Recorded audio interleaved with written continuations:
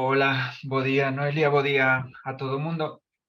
Bueno, hoxe vou comentar un pouco o obxectivo e algúns aspectos que sí que me gustaría que quedasen claros sobre a base de axudas de digitalización Industria 4.0 que se publicou o luns día 5. Imagino que algúns dos asistentes xa tiveron oportunidade de botarlle un ollo á convocatoria e pode haber bastantes dúbidas que poidan xurdir. Xa nos chegou algunha dúbida por outras canles a través da canle de información do IGAPE, informa@igape.es. Entón, bueno, vou tentar ir paso a paso, ir pouco a pouco desgranando, debullando as cuestións que quería tratar hoxe aquí. No que se refire a prazos, esta convocatoria publicouse o 5 de xuño. Hai un prazo dun mes para a presentación de solicitudes, é dicir que o prazo de presentación de solicitudes rematará o 5 de xullo, que polo que vexo aquí un mércores. Despois, unha vez que se resolva a concesión das axudas, o prazo para desenvolver os proxectos, se non me engano, un detalle, o mércores 5 de xullo rematan os prazos ás 2 da tarde. Noutras convocatorias hai veces que a xente pensa que ata o final do día establecemos un prazo ata as 2 da tarde para garantir que se pode dar soporte a todos os solicitantes dentro do prazo. Falábamos o prazo de execución dos proxectos ata o 30 de xuño de 2024. Entón, que tipo de proxectos son os que se apoian ao abeiro destas bases reguladoras? Bueno, nós dividímolo en dúas vías, dous camiños, dous percorridos. Por unha banda, apoiamos proxectos colectivos e, por outra banda, proxectos individuais. A que lle chamamos proxectos colectivos ou que tipo de proxectos colectivos se poden presentar a esta convocatoria? Bueno, por un lado temos proxectos de interface ou interconexión entre distintos membros da cadea productiva, intercambio de datos, de información. Neste caso, falamos de interaccións entre empresas que vayan ser beneficiarias das axudas. E tamén son proxectos colectivos aqueles proxectos que ataquen a mellora de algún proceso productivo no ámbito no que se desenvolvan as empresas ou grupo de empresas que solicite o proxecto. E por outra banda, esta convocatoria oriéntase ao desenvolvemento de certos proxectos individuais.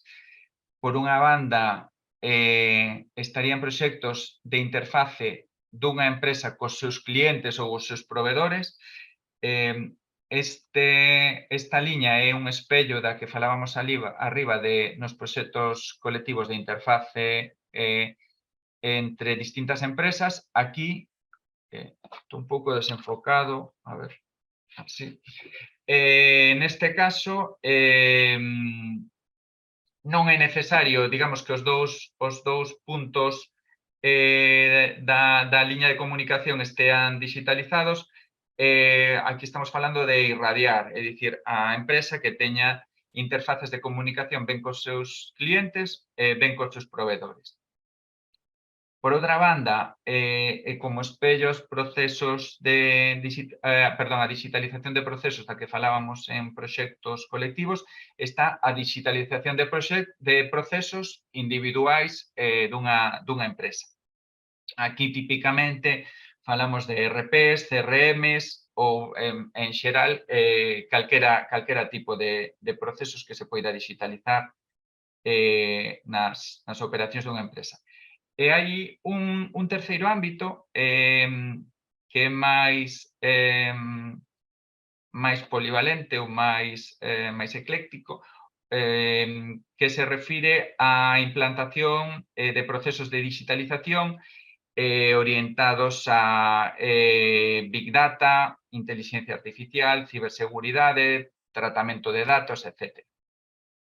Grosso modo, digamos que este é o escenario no que nos movemos e o tipo de proxectos que queremos financiar ou que queremos impulsar dende o IGAPE.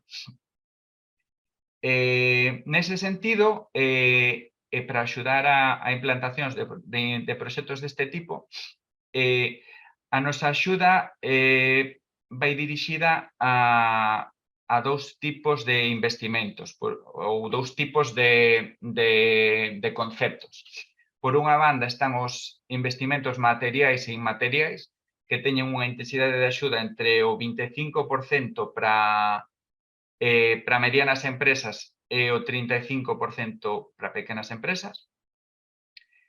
Estamos falando de investimentos materiais, como poden ser máquinas. Aquí, neste caso, coa entrada en vigor do novo período de financiamento, non son financiables o que se considera equipamento TIC básico, que, grosso modo, estamos falando de equipamento TIC de usuario. En algún caso, se está perfectamente definido e xustificada a necesidade de algún equipamento concreto, pois poderíamoslo aprobar, pero en liñas xerais, todo o que equipamento TIC básico non entraría.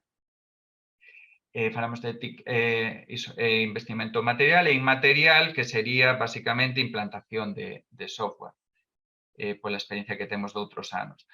E despois, o segundo concepto que subvencionamos cunha intensidade do 50% son os gastos de consultoría externa. Vale. Que máis? Ok. No caso de proxectos colectivos que falábamos antes, opcionalmente pódese contar coa colaboración de un organismo intermedio externo ou un Digital Innovation Hub para aqueles proxectos pois, que necesiten un impulso para a coordinación e instrumentación da solicitude de axuda. Os gastos dese organismo intermedio forman parte dos conceptos subvencionables e instrumentaríanse como gastos de consultoría.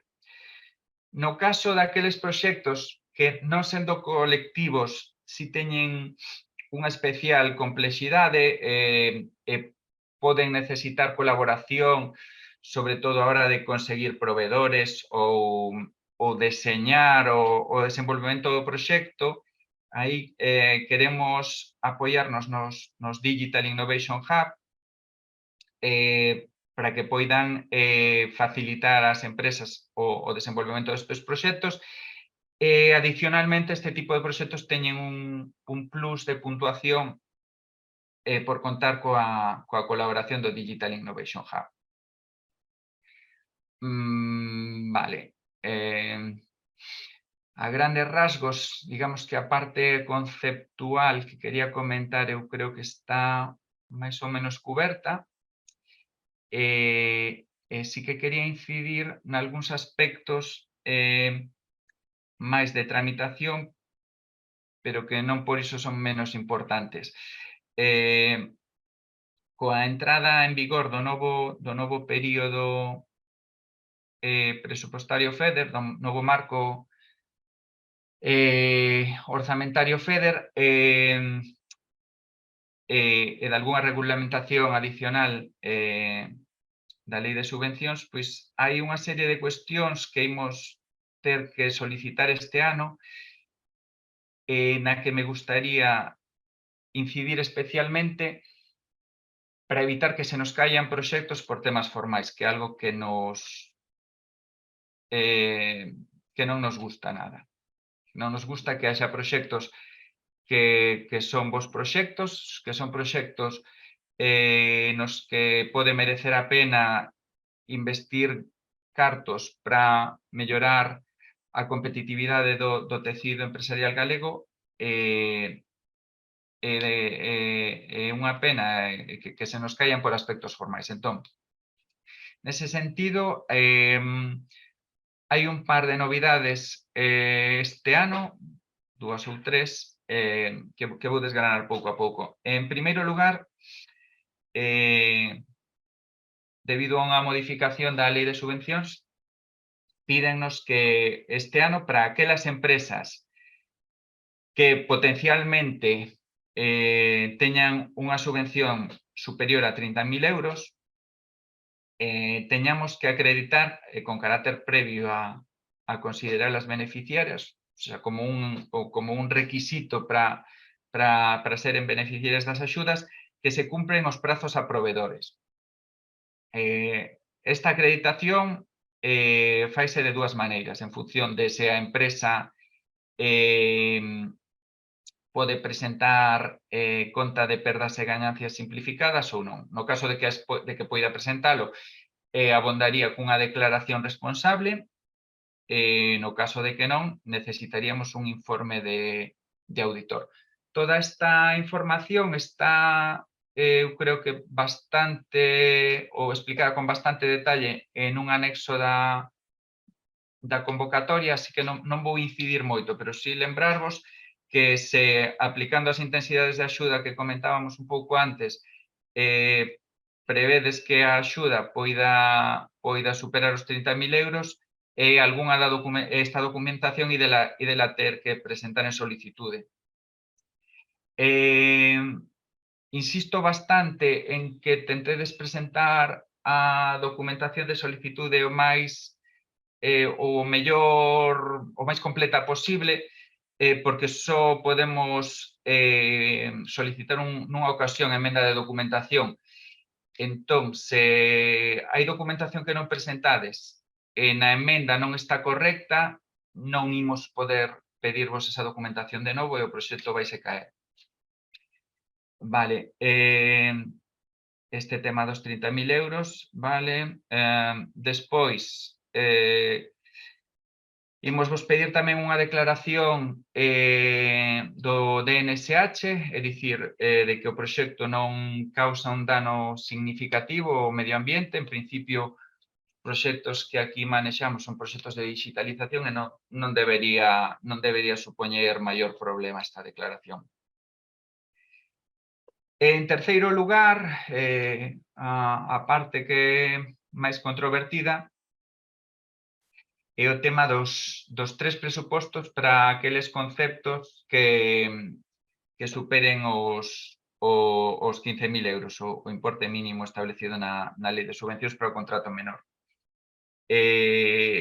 Bueno, esta cuestión é unha cuestión que nos veñen pedindo dende xa hai anos, pero últimamente están nos pedindo que sexamos máis estrictos e que acotemos máis as regras de xogo.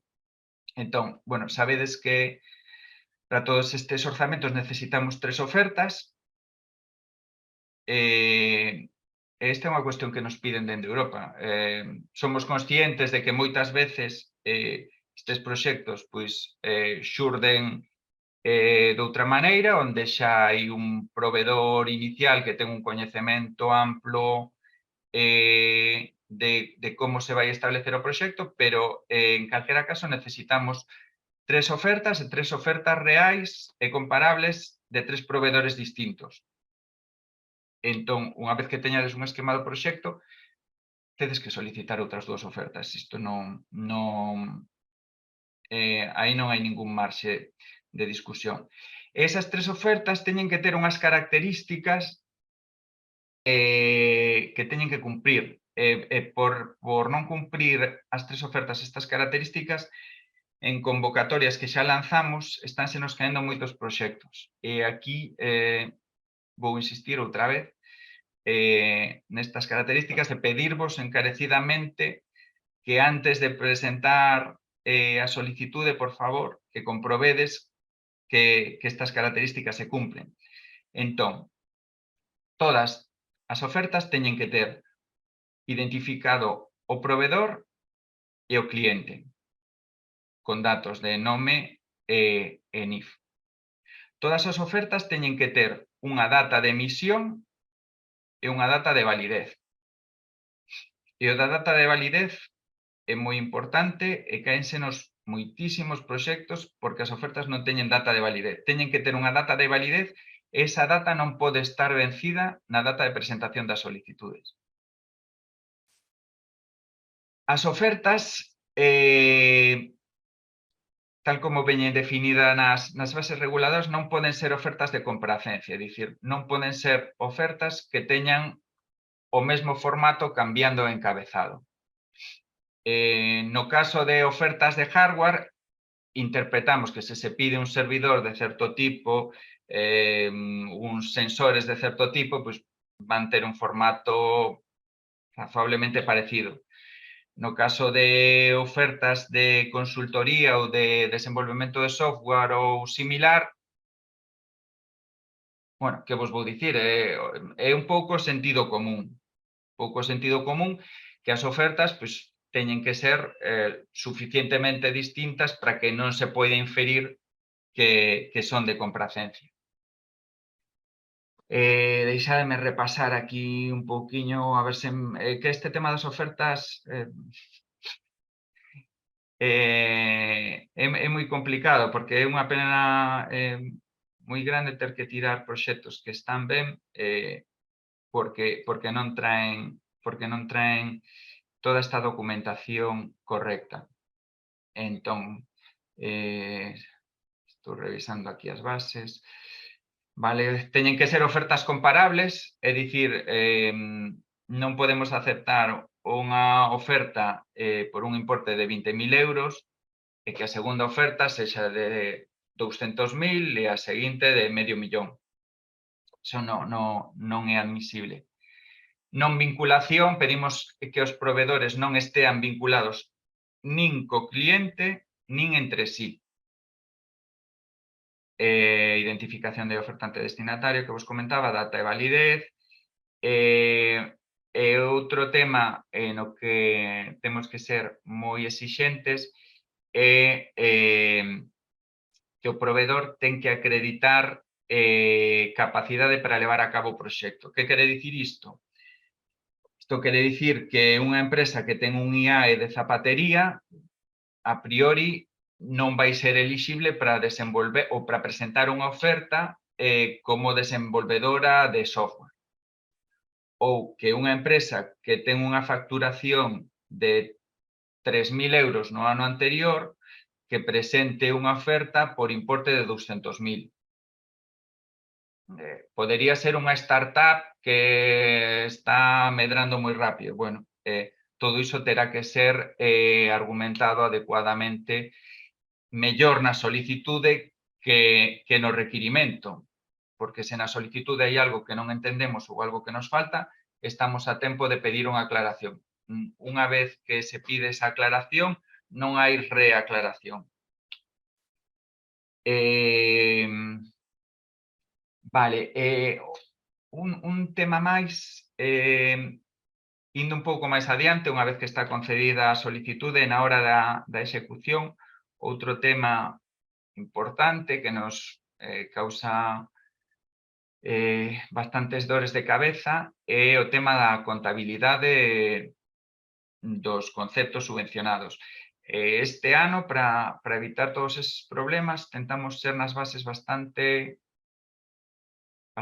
claros e bastante precisos e pedimos vos que os activos materiais e inmateriais estean contabilizados en conta de activos do tipo 2, perdón, e os gastos de consultoría que estean contabilizados en conta de gastos nunha conta do tipo 6.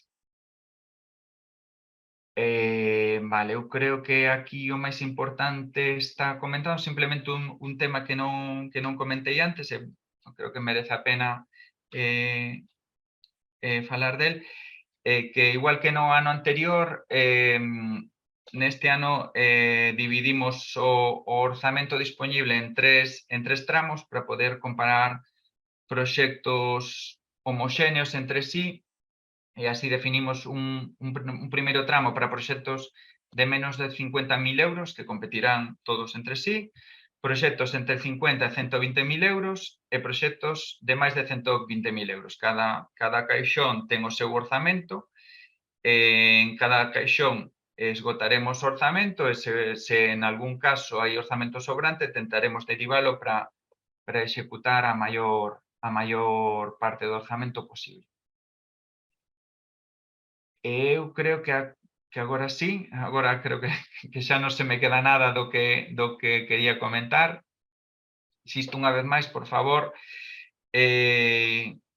presentar a documentación administrativa correctamente. Sabemos que é moita documentación, seguramente, que dá moito traballo,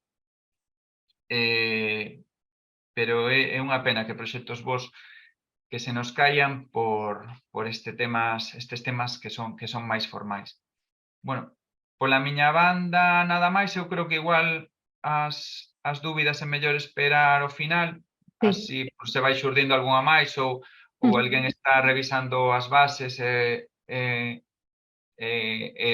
no percurso do webinar sai calquera cousa. Entón, bueno, pola miña banda rematar aquí e en calquera caso quédome ata o final e vemos calquera dúbida que poida ir xurdindo. En calquera caso, vou ir botando un ollo ao chat e se pode ir respondendo a calquera cousa, pois así imos avanzando e non acumulamos cara ao final.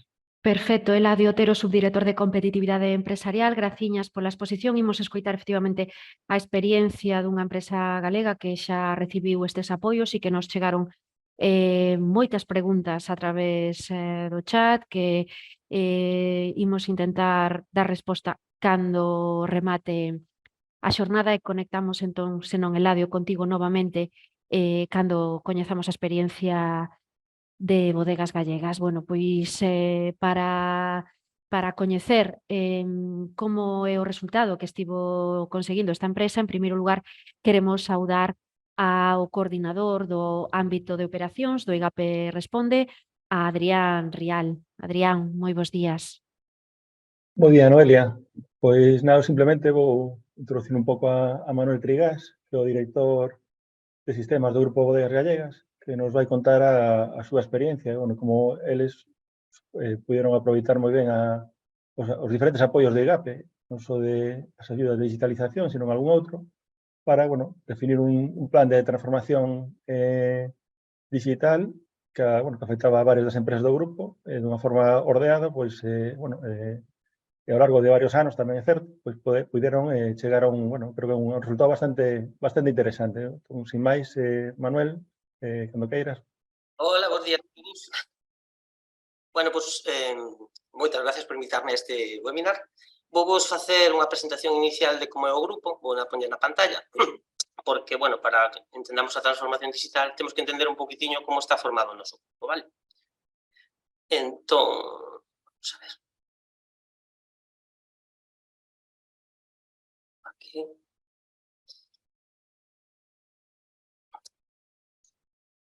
Perfecto, perfecto, Manuel, xa vemos en pantalla completa a túa presentación. Vale, moi ben. Bueno, pois primeiro tengo que falaros entonces un pouco do que é o Grupo Bodegas Gallegas, porque ao final o Grupo Bodegas Gallegas foron varias empresas, entonces todas estas empresas foron surdindo, bueno, ao longo do tempo, non? Evidentemente esta é unha empresa que leva xa 60 anos, o sea, consolidada, pero empeceu pois con unha bodega pequena, que era a Bodega Sarnolla, vendían viño granel, iban polas casas e polos bares vendendo, non? Isto foi os inicios do grupo. Despois, pois, foronse incorporando outras empresas, porque, claro, veían que a necesidade de incorporar, por este caso, pois, consellos reguladores, non? Veíase que, por esa parte, a Ribeira Sacra era interesante, a Rías Baixas era interesante, entonces, foronse incorporando, no noso caso, pois, Bodegas Milenio, que é unha empresa que se dedica, pois, ao viño granel, perdón, ao viño granel, dedícase ao viño de mesa, varietales, e tamén forma a parte logística, é o que é a parte logística da nosa empresa, non? Aquí cheganos todos os pedidos e despois nós empezamos a expedir, vale? Despois foise incorporando pois a Ribeira Sacra, Rectora da Mandi, que este seguramente si que o coñecedes, non? Temos ademais o Ribeiro, pois a Bodega Lanís, e despois tamén temos Rías Baixas, o Rectoral Lume. Vale. Todos estos están acompañados de que temos viñedos propios, pois na Ribeira Sacra temos 140 hectáreas plantadas, e nas Rías Baixas pois, temos 110. Isto implica pois outra empresa que se dedica a estes servicios que é Viñedos do Noroeste. Por eso, explico-vos así a grandes rasgos, non? Un poquitín como está formada a empresa, porque pensade todo, eso leva a un intercambio de información importante, non? E o que nos interesa é ter sempre todo interrelacionado. Todos os procesos interrelacionados, poder optimizar os procesos e demais. Bueno, pois, isto fai, todas estas empresas o que fan é pois, que actualmente pois, Bodegas Gallegas sea pois, o grupo quizás máis grande non a nivel autonómico, temos 174 traballadores, que vos poño aí, facturamos casi 35 millóns de euros e producimos pois, máis de 18 millóns de botellas. A pesar de estas cantidades que parecen, síguese mantendo pois, a tradición, síguese mantendo a calidade, de feito, pois, as nosas empresas están certificadas tanto nas IFS, Food, no? E tamén na BRC. Ambas coas máximas notas. O sea que, nese caso, temos unha calidade excepcional. Vale, pois, unha vez que conocemos todo isto, claro, temos que poner os nosos objetivos. É dicir, temos todas estas empresas, temos que ter a información o mellor que podamos. Cal vai ser os nosos objetivos? Bueno, pois a través de este tipo de subvencións, ¿no? A través da digitalización, de Industria 4.0, o que intentamos é poñer objetivos moi concretos que podamos cumplir, evidentemente. Temos claro que temos que optimizar todos os procesos da empresa, é dicir, todas as ventas entre as nosas empresas, as ventas ao cliente final teñen que estar perfectamente interconectadas. Temos que ser capaces de ter en tempo real todo o que está producindo as nosas empresas, é dicir, que se está producindo no Ribeiro, que se está producindo en Rías Baixas, que temos en produción ahora mismo na Ribeira Sacra. Interesa esa información, como se están comportando, están paradas, non están paradas, están funcionando. E despois temos que ter toda esa información para tratarla, temos que ter en algún sitio, e manipularla con algunha ferramenta, que neste caso unha ferramenta BI que temos, que conocíamos e que implantamos. A partir de aí, pois xa empezan as nosas fases de transformación. Entonces, cal foi a nosa primeira incursión? Bueno, pois nos, o primeiro que vimos foi, creo que foi no 2020 ou así, o programa Activa Industria 4.0. No programa Industria 4.0, bueno, pois, inicialmente asistimos ao webinar e despois puxemos en contacto, quixemos facelo, puxemos en contacto con unha consultora e a través desa consultora, pois, fomos facendo o que o noso mapa de procesos hasta a día de hoxe, intentando dividilo nas fases máis obxectivas posibles, empezando por onde teñamos definidos ou onde teñamos acotados os problemas. Neste caso, Bodegas Milenio é a máis complexa, entón decidimos, bueno, se somos capaces de facer un Bodegas Milenio, podemos despois intentar extrapolalo ou facer un proxecto, aunque sean diferentes as empresas, pois intentar facelo coa resto das empresas. Vale, a partir de aí, unha vez que tiñamos todo o mapa de procesos definido, tiñamos tamén definido pois cal ou por onde íbamos a empezar, pois empezamos ca execución de proxectos da fase 1, é dicir, empezamos con Bodegas Milenio e Viñedos del Noroeste. Como vos decía, Bodegas Milenio é a empresa logística, pero tamén fabrica. Entón, de aí que a casuística sea máis complexa. Aquí nos necesitábamos saber por a complexidade da nosa fabricación, bueno, pois porque temos marcas diferentes, porque temos clientes, porque exportamos e cada país ten as súas necesidades, ten os seus requisitos. Bueno, pois nos necesitábamos ter todo eso perfectamente controlado, como todas as empresas, sobre todo a nivel de bodegas, pois todo se utilizaba máis con papel, ou documentos de Excel, ou documentos de Word, sempre se utilizaba ese tipo de información. E tamén aproveitamos porque Viñedos del Noroeste tiña só un sistema de información, nos necesitamos, como vos decía, interconectar con Bodegas Millennium todas as empresas. Viñedos del Noroeste non tiña ERP, non tiña nada, polo tanto, foi o momento para empezar a implantarlo. Na segunda fase xa incorporamos o resto das bodegas no mes, é dicir, creamos un proxecto independiente, evidentemente, para cada unha das adegas, e despois interconectámoslo con unha versión, ou máis ben dito, con un novo RP. Vale. Vou un pouco rápido, porque como teño un pouquinho de tempo, pois vou acelerado. Ben, primeira parte, a implantación do MES, ou para que nos serviu o MES, ou para que nos está servindo o MES. Ao final, o MES, vou tomar como referencia o Bodegas Millennium, como vos decía, vale?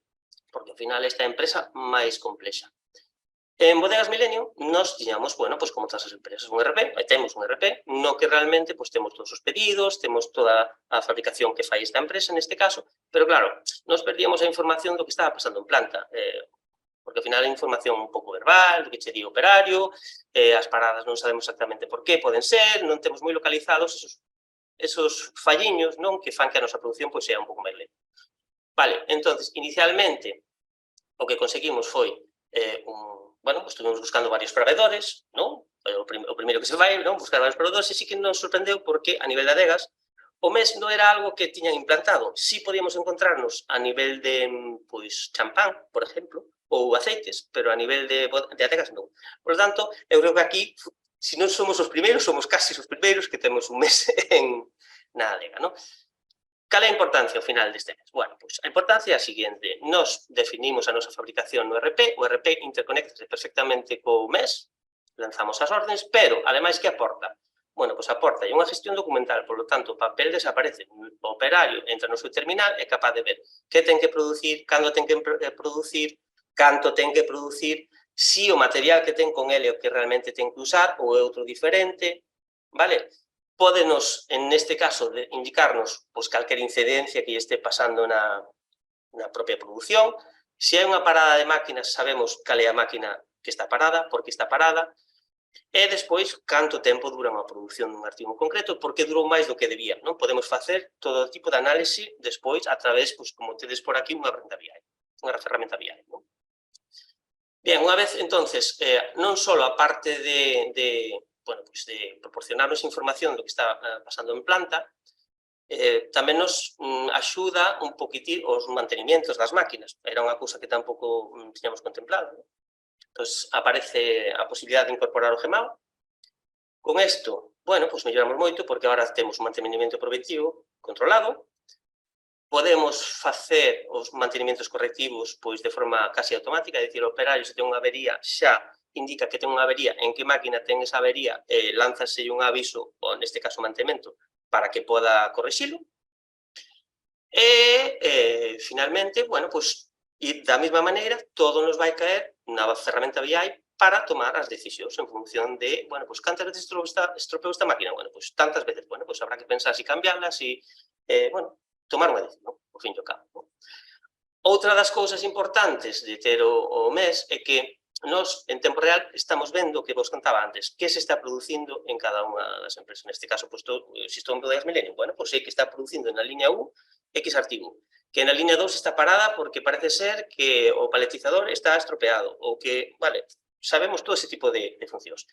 E, ademais, moi importante para nós é a parte de calidade, os informes de calidade. É dicir, un dos requisitos que pedíamos era poder controlar cada artigo de forma individual polas comprobacións que tiña que facer o mellor operario para ese artigo. É dicir, cada artigo pode ter unhas especificacións especiales, non? Porque o cliente quere así, porque, como decía antes, ou porque o país require unhas exigencias adicionales.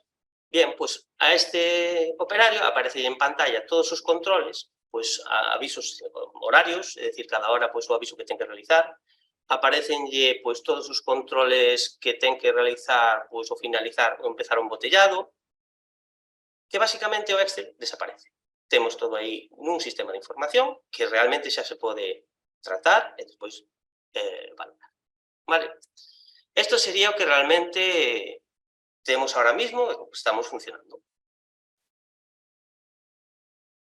Na outra parte do ERP, bueno, pois na parte do ERP, o que os contaba, ao final todas as empresas teñen que estar interrelacionadas, non? Como a que é máis importante, non máis importante, pero sí que máis volumen genera de información e que necesita información do resto, e o Bodegas Millennium, bueno, pois ahora mismo, todo o mes que temos das diferentes adegas que fomos incorporando na fase 2, pois xa nos reportan, pois, a nivel de cando vai estar unha mercancía disponible para expedir, porque, claro, nos fabricamos tamén baixo pedido.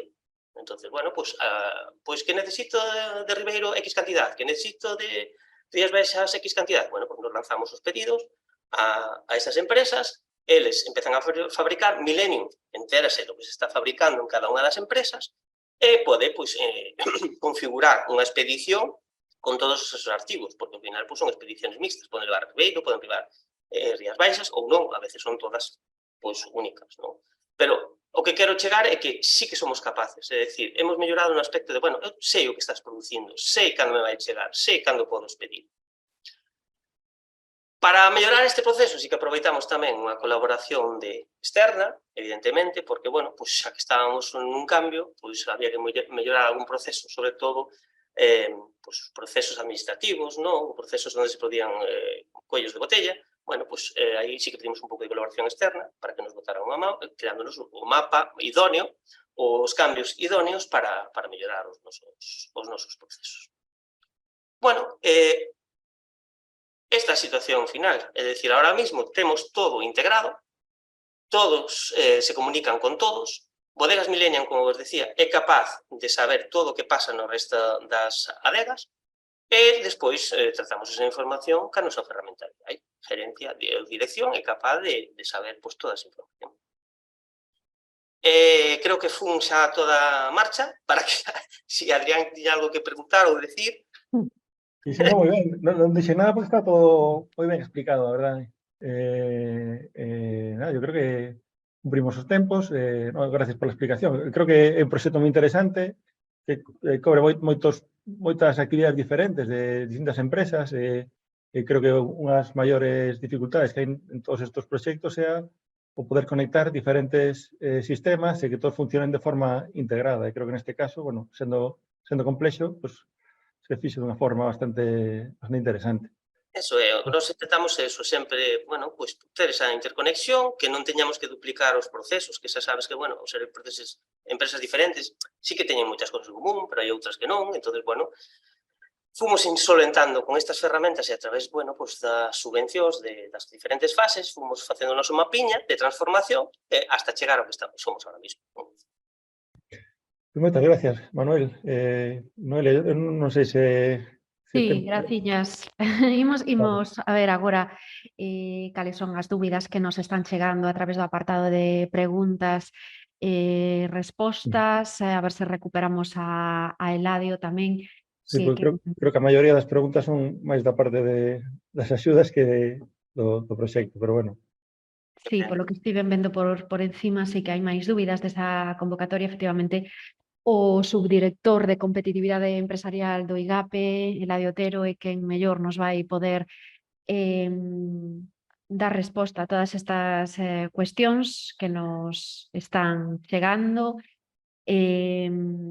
Imos tamén recordar que o asesoramento gratuito en liña do IGAPE Responde está disponible a través da nosa página web responde.igape.es. Aí vostedes poden recibir asesoramento gratuito en distintos ámbitos para que o teñan presente aínda. Entón, recuperamos ese apartado de preguntas e respostas. Por exemplo,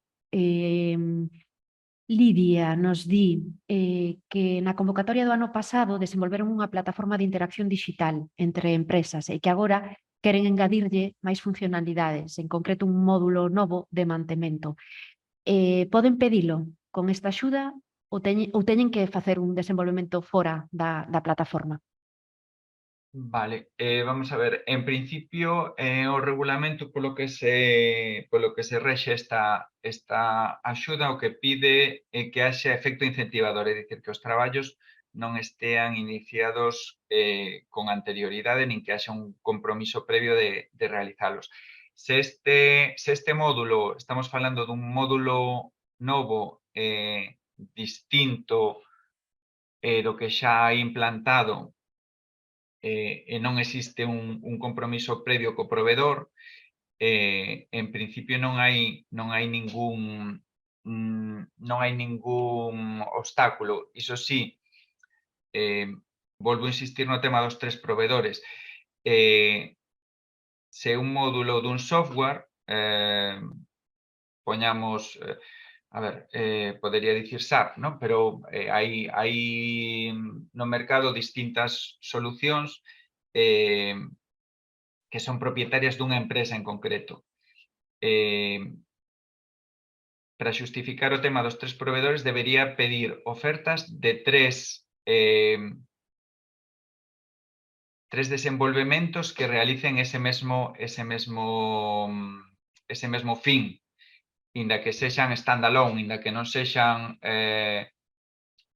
non tería sentido pedir, por exemplo, se tedes un SAP, evidentemente, os novos módulos que solicitedes entendo que serán SAP. Pero para completar as 3 ofertas necesitaríamos outras 2 ofertas de 2 proveedores que desenvolvan, típicamente vai ser un produto standalone que resolva a mesma necesidade que vos vai resolver o módulo de SAP. Como vos dicen, non ten sentido se tedes un SAP pedir oferta dun módulo de Navision, porque non ides implantar ese módulo de Navision, evidentemente, en ningún caso. Voulle pedir ás persoas que nos están escribindo a través do chat que por favor o fagan a través do apartado de preguntas e respostas, porque dese xeito nos podemos facer un seguimento moito máis detallado de todas as cuestións para que ningunha se quede perdida polo medio das mensaxes que nos chegan a través do chat. Polo tanto, mellor a través de preguntas e respostas que nos facilita o seguimento das preguntas. Despois, Iván quere saber, no tocante aos prazos de execución, Eladio mencionaba o 30 de xuño do 24, pero na resolución tamén se fala de outra data, o 15 de decembro do 23.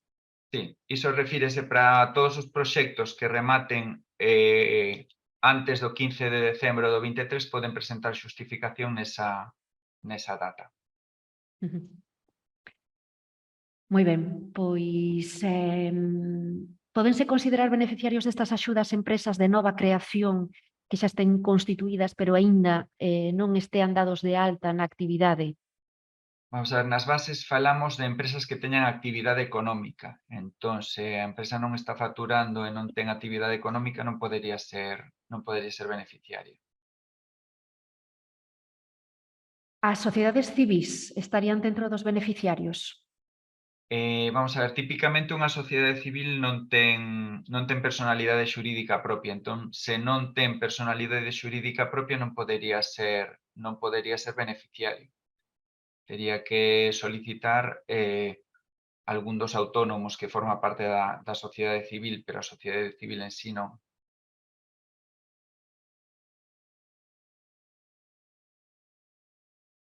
Lidia quere saber se podemos explicar un pouco máis de detalle dos conceptos que inclúen os gastos de consultoría externa e que habería que facer para xustificalos ou como se materializarían na xustificación. Vamos a ver, aquí estamos falando de consultoría externa que sexa necesaria para levar a cabo o proxecto. En calquera caso, esa consultoría externa ten que materializarse en algo concreto que terá que ser xustificado.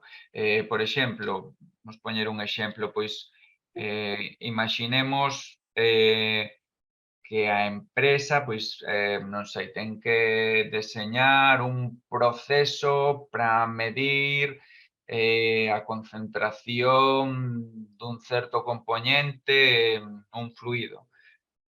Pois esa consultoría se dá lugar a unha implantación, a unha digitalización, podería ser subvencionable. Tería que dar lugar a algo. Non é subvencionable unha consultoría que sexa un estudo teórico que quede aí e que non se materialice nun proceso de digitalización concreto. Iso sí, para gastos de activos inmateriais, consultoría en concreto de máis de 30.000 euros, as bases sí que solicitan que se xustifique mediante un informe de auditor que esa consultoría se realizou e que os prezos están en mercado. O sea que para gastos de consultoría en ocasións é complicado acreditar se están en mercado ou non.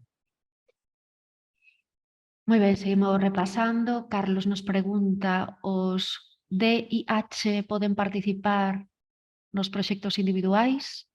Cubrirían gastos como gastos de consultoría? Sí, sí, está establecido.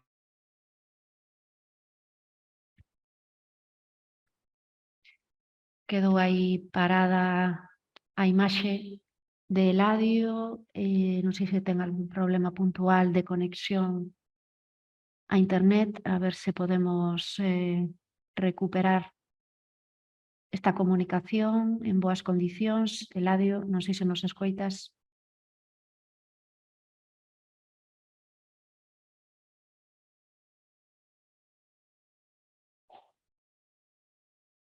Bueno, pois parece que temos Sí, algún problemiña, Eladio. Sí. Quedou aí conxelada a imaxe, non sei se nos estabas comentando sí. algo desta última pregunta, se podes repetilo, por favor.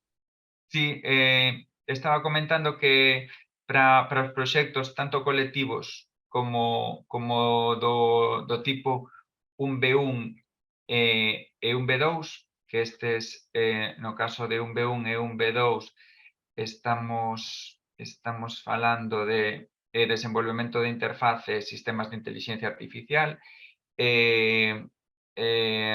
Sí que é subvencionable a colaboración do Digital Innovation Hub pues, para localizar proveedores, para deseñar o proxecto, etc. No caso de que sexan proxectos de máis de 50.000 euros. Máis cuestións, vamos a ver.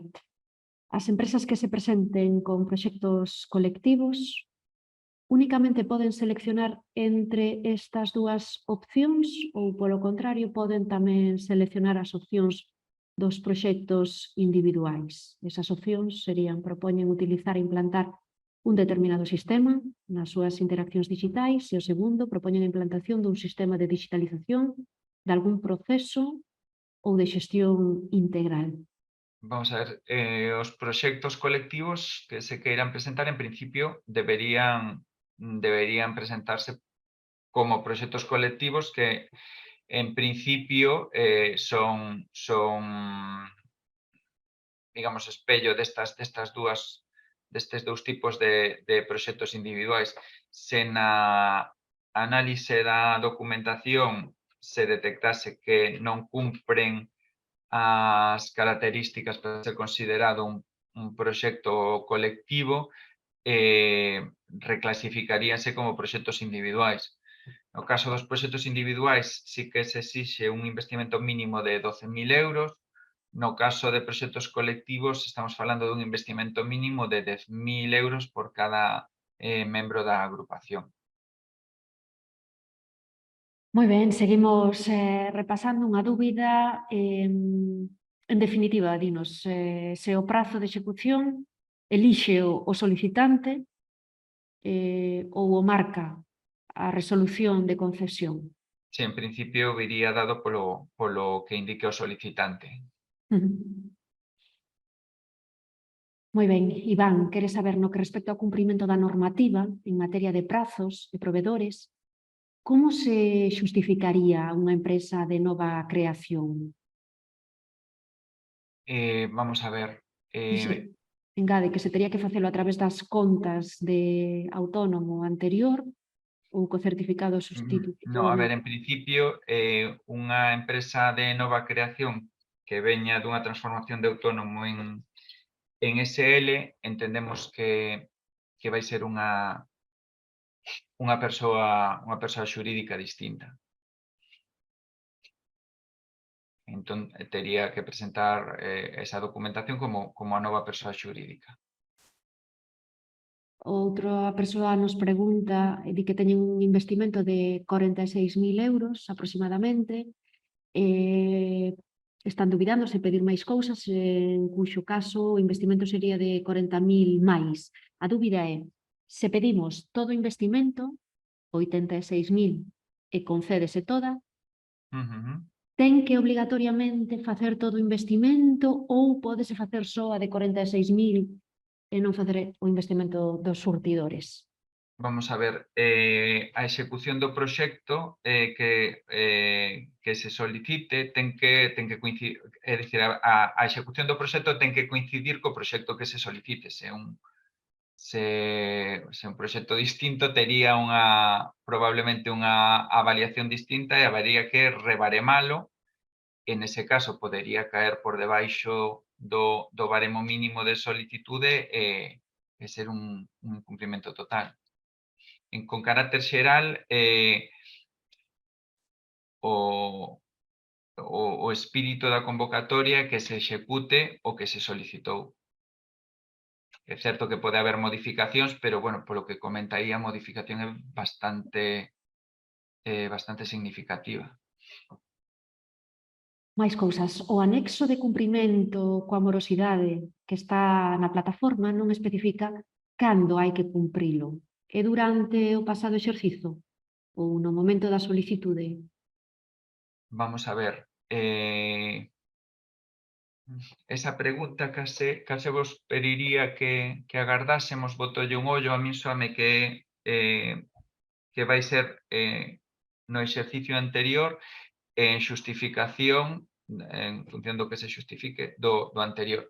Pero se vos parece, podemos Sí. guardala e pegala no... Este vídeo entendo que vamos publicar no Efectivamente. O vídeo YouTube de Responde.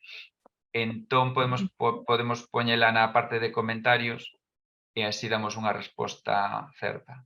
Sí, sobre todo para que, bueno, pode servir tamén de axuda a outras persoas, aí a deixaremos.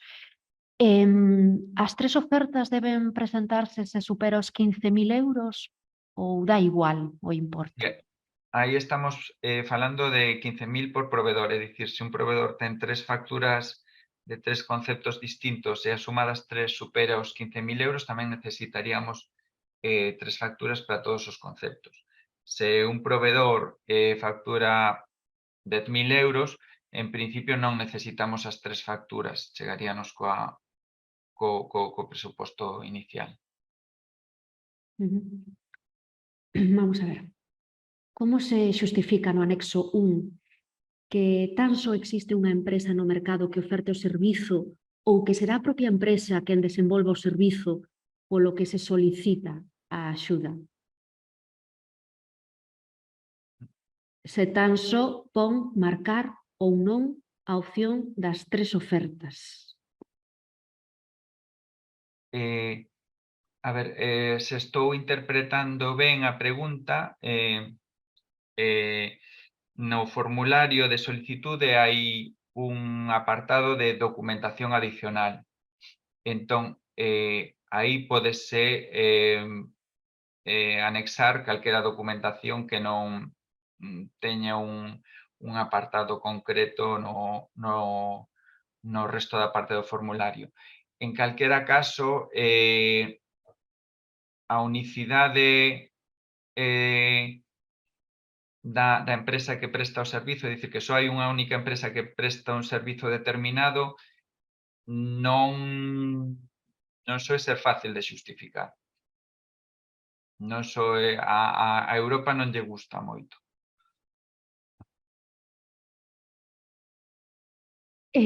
Continuamos. En vez de ofertas, valen proformas. A ver, a documentación que se achegue ten que cumplir as características que comentaba antes. Calquera cousa que non cumpra, que non teña todos eses datos que se solicitan, non o imos poder considerar unha oferta válida. Pódense considerar beneficiarios destas axudas empresas de nova creación? Este creo que Sí, isto creo que era xa o similar, comentamos ou antes. sí, porque algúns estánse Quero repetindo. dicir, ten que ter actividade económica, independentemente de que leve en funcionamento 3 meses, 3 anos, ten que ser unha empresa con actividade económica. Os organismos intermedios, segundo a definición europea, somos PEMES. Somos, polo tanto, beneficiarios nesta liña que nos escribe Sí. a Asociación do Clúster do Naval Galego. Sí, en principio son beneficiarios desta liña calquera entidade con actividade económica. Que tipo de licenzas son financiables para software? Adquisición, pago por uso ou software pode ser comercial ou desenvolvementos a medida indistintamente. Estaba silenciado aquí. Vamos a ver, as licenzas financiables son aquelas que se poidan considerar activo. Con carácter xeral, o pago por uso considérase gasto, entón, en principio, iso non sería financiable. Entraría o coste de ferramentas que permitan a interconexión de datos entre diferentes fontes de tráfico para un negocio de venta en liña e a súa consultoría para a implantación?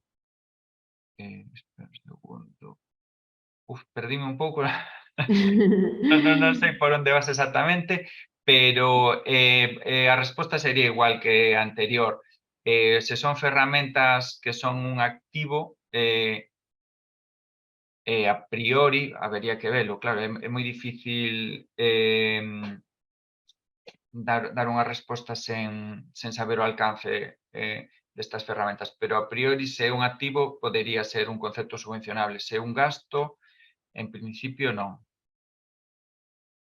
A nosa empresa ten un ERP nunha versión en concreto e estamos pensando en actualizar a outra versión máis actual, engadirlle algún módulo. Tería cabida nesta subvención? A actualización en sí, en principio, non. Os novos módulos, como comentaba ao principio da quenda de preguntas e respostas, sí. Respecto da nova versión, non, con matices. Hai actualizacións que son actualizacións pequenas e hai actualizacións que son un cambio radical da plataforma. Teríamos que ver o proxecto polo miúdo. Non entendín moi ben se pode ou non entrar a creación dende cero da tenda en liña da miña empresa cunha web xa existente. Unha tenda en liña, vamos a ver, digamos, os proxectos subvencionables son os que comentaba antes. Unha tenda en liña como interface para as interaccións de negocio, un pouco xusto. É un proxecto un pouco xusto, digamos que está un pouco no límite do que se pretende subvencionar nestas axudas. Habería que velo polo miúdo. Isto non sei se apuntamos os 15.000 que implican ter que pedir 3 ofertas, refírense a todo o proxecto ou o total do que nos van a facturar cada provedor? Como comentaba antes, referímonos a cada provedor. É dicir, o total de cada provedor, pero afectaría todas as facturas de todos os provedores que superen os 15.000 euros.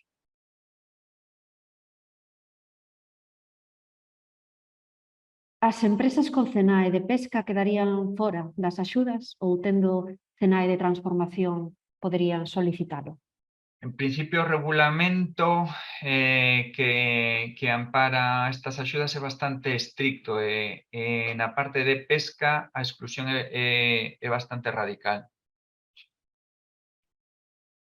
En calquera caso, se teñen a consulta concreta, que non la pasen a informa@igape.es e vémolo.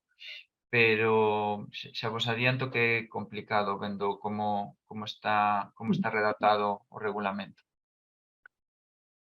Nun proxecto de mellora dun proceso de produción, sería subvencionable o equipamento para a integración dos procesos de etiquetado de produtos, impresora de etiquetas, lectores de código de barras, código QR?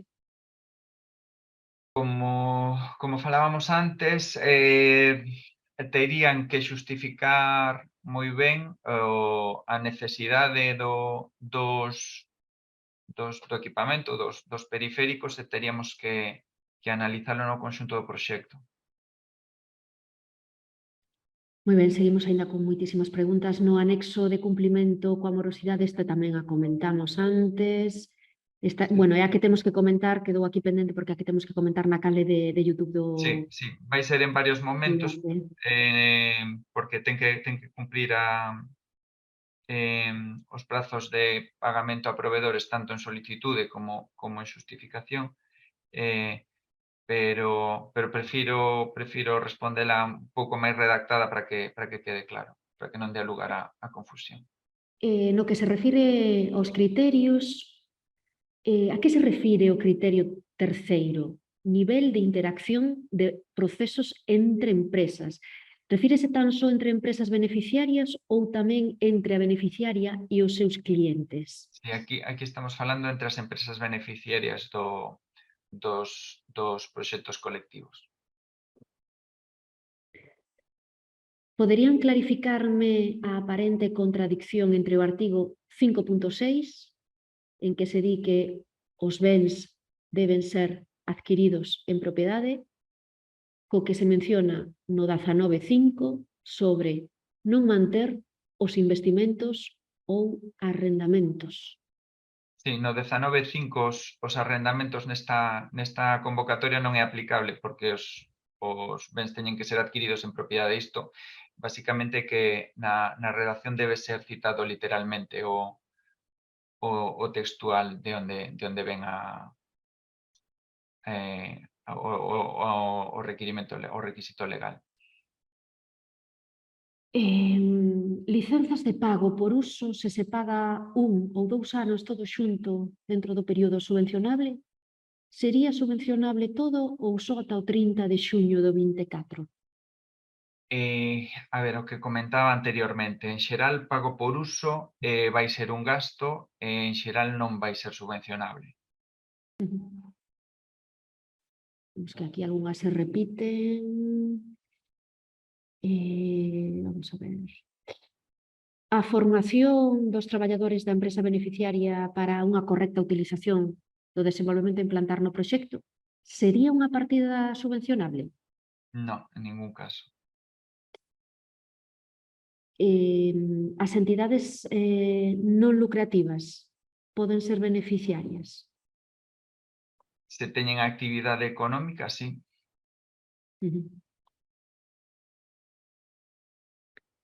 A ver, que nos chega aquí unha pouco longa. O que non se entende é que, por unha banda, dice que non serán beneficiarios, non poderán ter a condición de persoas beneficiarias segundo os artigos 1.3 e 13 do regulamento as empresas pertencentes ao sector da pesca, acuicultura, produción agrícola primaria, pero logo, na parte da avaliación, si se contempla algún deses sectores. No punto 4 di que sector ou ámbito de actividade que se desenvolva o proxecto, 10 puntos que se outorgarán a proxectos nos que a maioría das empresas que participen pertenzan a sectores prioritarios definidos na xenda da competitividade. Entón, dinos, como se entende iso? Entraría logo a parte de industria de transformación, pero non a de produtores? Como se discriminaría por CENAES? Vamos a ver, aquí basicamente o que nos di o regulamento é que as empresas pertencentes ao sector da pesca, e iso abrangue a prácticamente todo o sector da pesca, como comentaban, hai 2 ou 3 preguntas, a produción agrícola primaria non son beneficiarios. Falamos de produción agrícola primaria. Despois, dentro da agroalimentación, hai un montón de empresas que non son produción agrícola primaria e que non son pesca e acuicultura. Moi ben, pois seguimos repasando. Se implanta un software e se parametriza para adaptalo á actividade, bueno, é un pouco o mesmo, se a formación non nun estudio de arquitectura poderíase subvencionar software de cálculo ou de medición? Vamos a ver, iso tería que estar comprendido nun proxecto, teríase que xustificar que é necesario para un proxecto de digitalización, imagino que de procesos neste caso, e despois, como me viña comentando anteriormente, ten que ser un software que sexa activo, que sexa un activo da empresa, non pode ser un pago por uso que se contabilice como gasto. E sería subvencionable a compra dun robot para a produción? Unha empresa industrial. Na liña do que comentaba antes, ten que estar dentro dun proceso de digitalización dunha liña da empresa, ten que estar xustificado.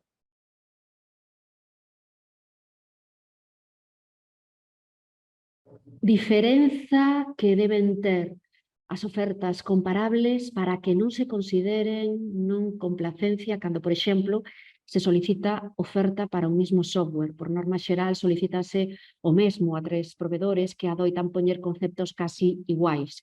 Identificación de necesidades, alta parametrización, son conceptos que case todos adoitan poñer igual. Bueno, a diferenza, non, que deberían de ter. A ver, Esas ofertas. normalmente nestas ofertas, máis alá da oferta en sí, cos conceptos desagregados por horas, etcétera, só vir un detalle, unha explicación de como se vai materializar iso. Entón, típicamente sería iso o que usaríamos. Como comentaba antes, tamén un pouco de sentido común.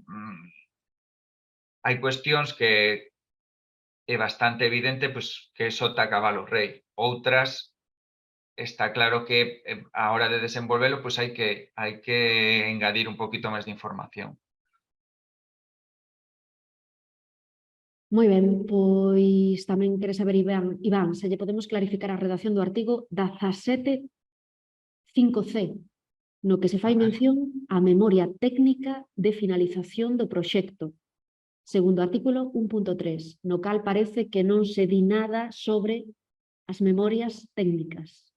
Sí, vamos a ver, aquí, cando fai referencia ao artigo 1.3, refírese a que os proxectos deben ser técnica, económica e financeiramente viables. É dicir, esa memoria xustificativa ten que xustificar que son técnica, económica e financeiramente viables. Sobre todo técnicamente. Vale. Cambiar o software actual que hai na empresa por un máis actualizado e mellor é subvencionable.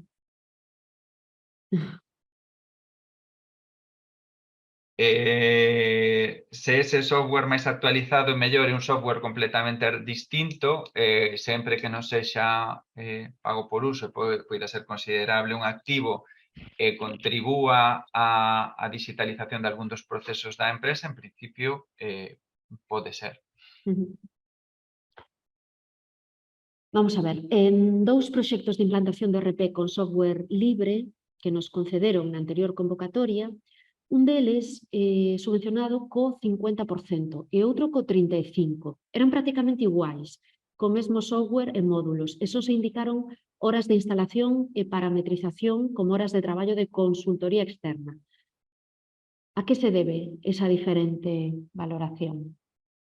En principio, a implantación dun ERP debería ser considerado activo e debería subvencionarse coa porcentaxe de investimento.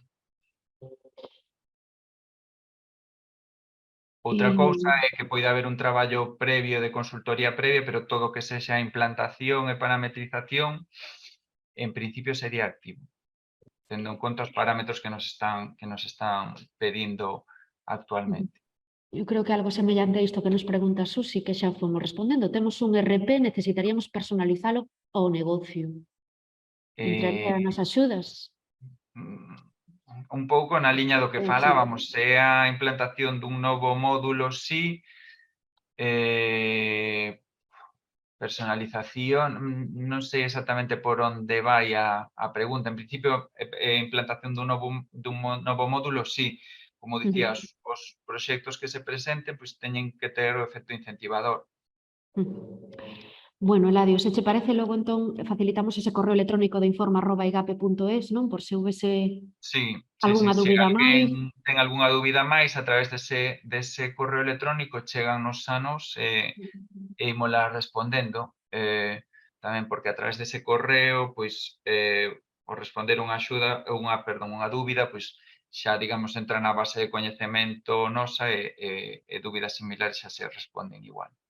Perfecto, pois agora mesmo no chat están vendo ese enderezo electrónico ao que vostedes deben dirixirse no caso de que teñan algunha dúbida máis. En calquera caso, quero recordarlles que o contido íntegro desta xornada vai estar publicado ao longo das próximas horas na canle de YouTube do IGAPE. Todas as persoas que se inscribiron recibirán por correo electrónico o acceso directo a ese vídeo por se queren volver ver con calma as explicacións que nos ofrecía Eladio Otero e tamén o exemplo de Bodegas Gallegas, da man de Manuel Trigás, que nos falaba pois un pouquiño en que consistiron eses proxectos que eles aplicaron no seu grupo empresarial. Polo tanto, todo este contido van ter ocasión de velo con calma ao longo das próximas horas, aínda quedan por diante varios días non desta solicitude de axudas á digitalización Industria 4.0. Quero recordar ata o 5 de xullo que nos comentaba Eladio o inicio, polo tanto, informa@igape.es, esa vía de contacto. Tamén esa canle de YouTube vai estar publicado o vídeo e tamén imos publicar aí algunha desas preguntas que quedaba así un pouquiño máis no aire, estará nos comentarios dese vídeo para que poidan ter toda esa documentación xunta. Non sei se Adrián ou Eladio queredes facer algún apuntamento máis. No, o sea, por a miña parte, só recordar o que comentabas antes, é dicir, que incluso algunhas consultas de algúns dos usuarios que querían facer, bueno, dar os primeiros pasos dentro do, bueno, tiñan algunhas dúbidas concretas sobre algunhas solucións digitais, que efectivamente eso ten máis sentido que entre a través do servicio de IGAPE Responde, e que o que si son os proxectos un pouco máis grandes e máis un presuposto moito maior, son os que deben ir bueno, a digitalización está pensado precisamente para ese tipo de situacións. Bueno, unhas consultas que hacían precisamente no chat, pois sí que poden ser respondidas neste caso a través bueno, do servicio de IGAPE Responde. Moi ben. Pola miña banda, pois nada, pouco máis. Insistir unha vez máis na revisión da documentación. Por favor, que as facturas traian toda esa información. E nada, calquera dúbida pode ser dirixir a informa@igape.es e tentaremos responder o antes posible.